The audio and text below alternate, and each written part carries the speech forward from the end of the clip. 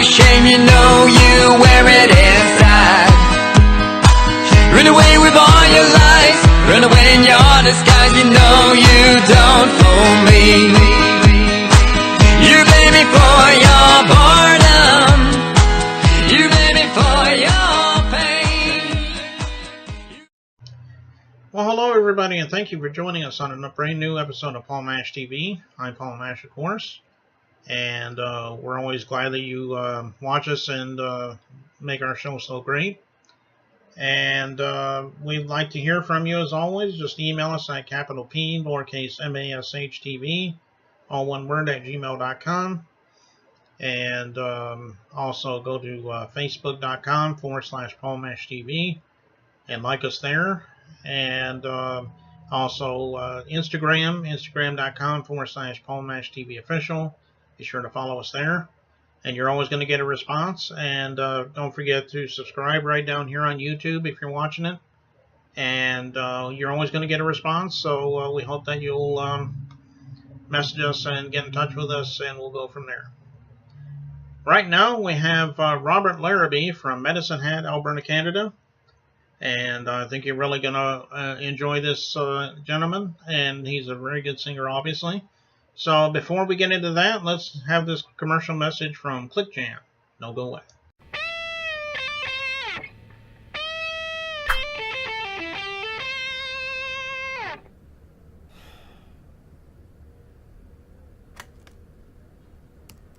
ClickJam, all around the world.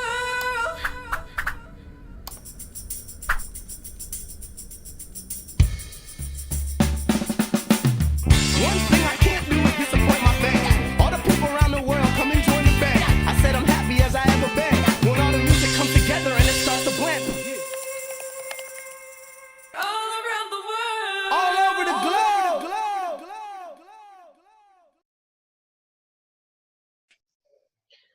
Well, hello everybody. It's time for interview time again, and with us is Robert Larrabee. He's from Medicine Hat, Alberta, Canada, and let's talk with him for a few minutes. How you doing there, Robert?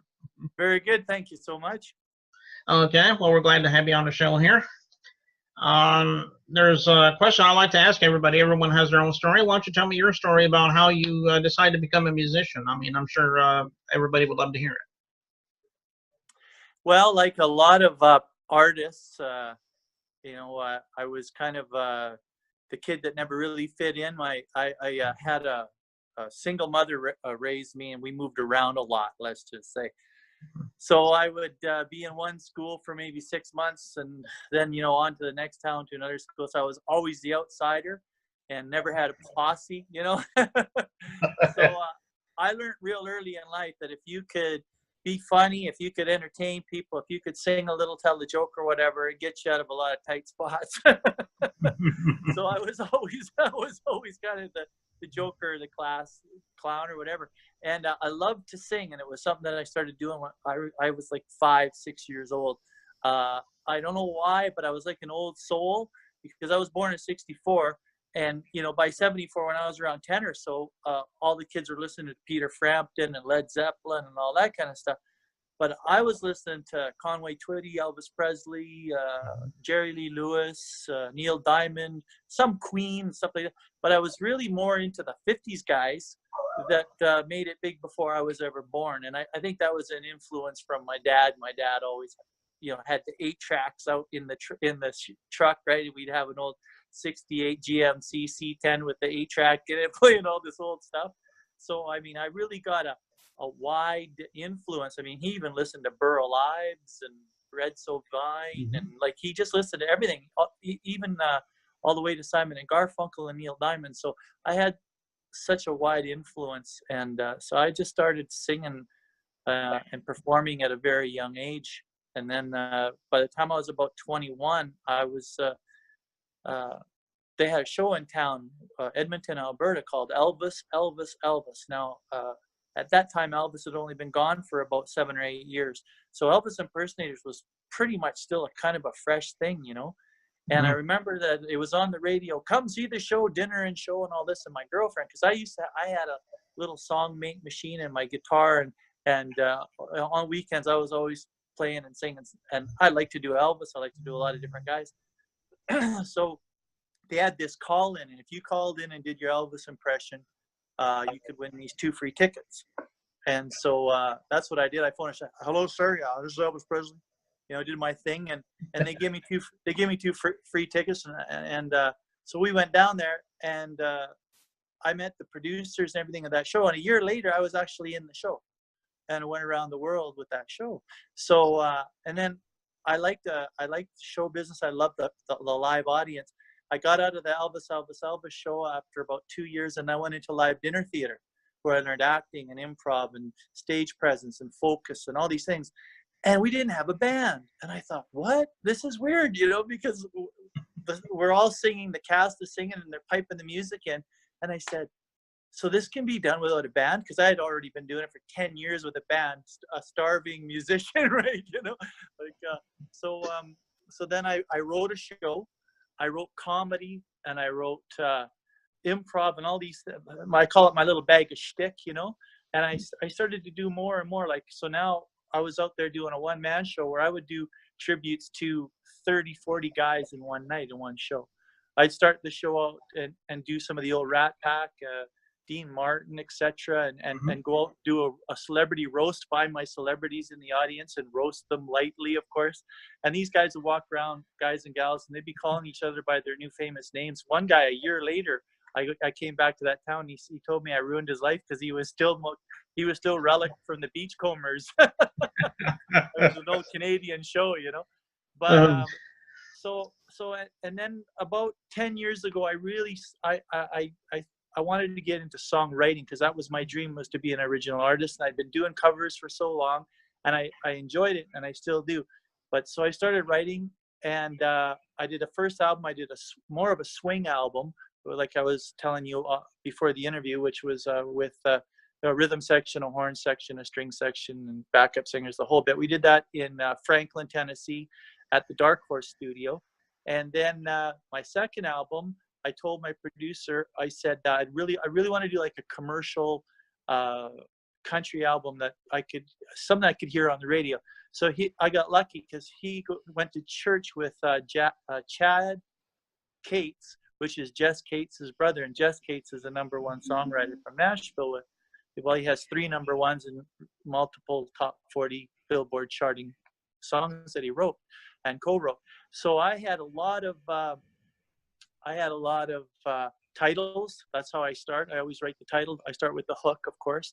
And so we just started picking titles and writing songs together. So that was my second album, called Middle of Something, and which is on Spotify and iTunes and all the internet stores, as well as the first album called Always Together. And now I've just finished my third album. And my third album was a real personal album, because I'm kind of in this transition stage of going from being this performer to finding my own persona, right? And this one, every song I wrote was a tribute to the guys that I've been singing for 35 years. So that was a real nice thing. It just was very fulfilling to write a song for Conway Twitty. I wrote a song for him. I wrote a song for Glenn Campbell called High Water, because Glenn was quoted as saying, "Man, when I left Arkansas and got to LA and started working with them studio musicians, I was floating on high water." So there I had the whole story, and I had the hook, right? So I wrote the song, and then I got the guys in Nashville to write it in a Glenn style. So all the chords I picked were Glenn chords, you know, like major, minors, and because he was a real gifted musician. And we used a lot of his chords, and then they did kind of almost a Wichita lineman rundown with guitar at the beginning, and really created a Glenn vibe. So every song on the album was written for one of my favorite artists that I've been performing since I was a kid, really. So the whole album is like a tribute album. And I wrote a song for Elvis Presley called "The Days of Rock and Roll," and I just had a ball with it. And of course, you know, I kind of sing it in their style, and we recorded it in their style. So that was a lot of fun. And now I'm working on my fourth album, which is I'm just really finding my own style now from all of the experiences. So yeah, it's a ball. You know, something you're born to do or you're not born to do, because I mean, you'll end up selling your house to do this. You know. Yeah, well, that's interesting story there. And that's good that you have, or you're working on your fourth album now. You currently have three out, you said. So Yeah. that's pretty good there. That was one of my questions too, by the way. What would, I mean, I guess you already mentioned some of your influences, but you know, you mentioned like what, Elvis and things like that. Yeah. You know, the thing about Elvis is he was such a flamboyant performer. He's probably, if you're gonna be a you know, paying tribute to people, there's not much more fun you can have than doing Elvis, because, you know, especially from the actor standpoint. Like, I've got a movie coming out too. I played a principal role in a feature film that's coming out. It's an independent film, and I play Vincent Bonaventi. I'm a crime boss. I got one eye cut out, and Hmm. it's based on a Russian opera, which is based on a true story. And I tell you, oh my God, diabolical these people were. But so from a performer or an actor's perspective, to be able to do an Elvis tribute, it's just the most fun, because it's so flamboyant, and it's got such a, Elvis had such a vibe. He could reach out and just grab you, just touch you. And so performing him it's very emotional, and I love doing him and paying tribute to him. And he was my favorite singer as a kid. I was just an Elvis nut. And I remember going to school in the 70s, and I was not cool, because I liked Elvis, and everybody else had bell bottoms and long hair and was listening to Joe Cocker and stuff. And I was going, oh man, that ain't music, that's noise, man, you know.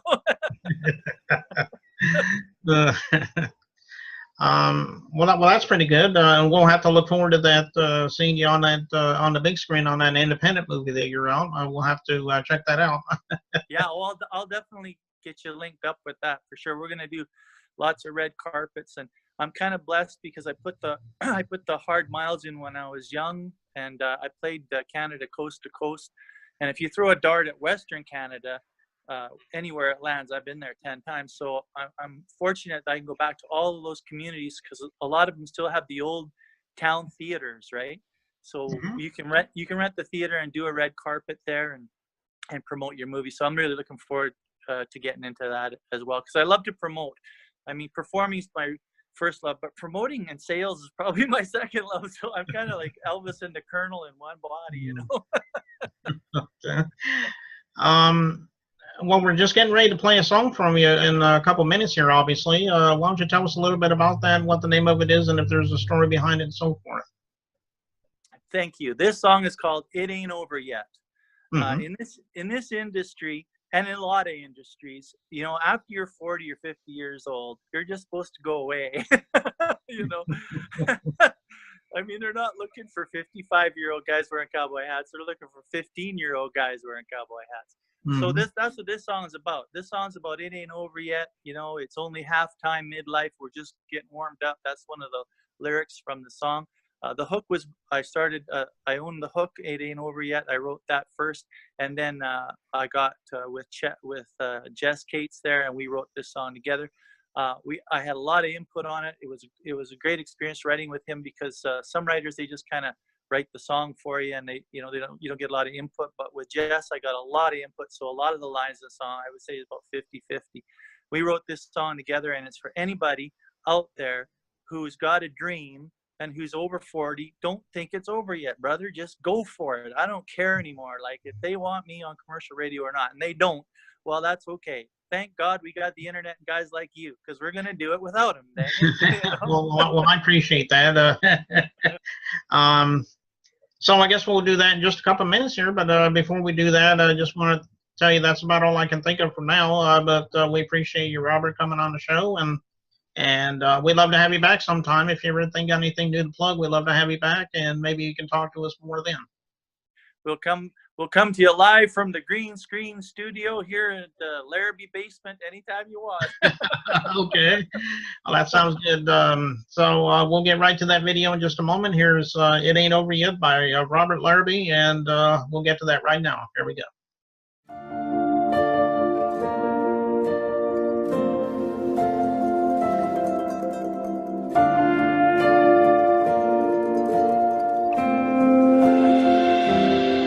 I've been stepping back, taking a good look at everything in my life. Trying to make the most, but man, it sure goes so fast it can pass you by. I wasn't made to run in place and coast along like a Sunday drive. Maybe it's time to get a little more alive, 'cause it ain't over yet. The best is yet to come. I may hit the wall and start to fall, still gonna find the legs to run, and I ain't gonna let up like a bullet from a barrel. From here on out with the pedal down, I'm gonna make sure I get there with no regrets, 'cause it ain't over yet.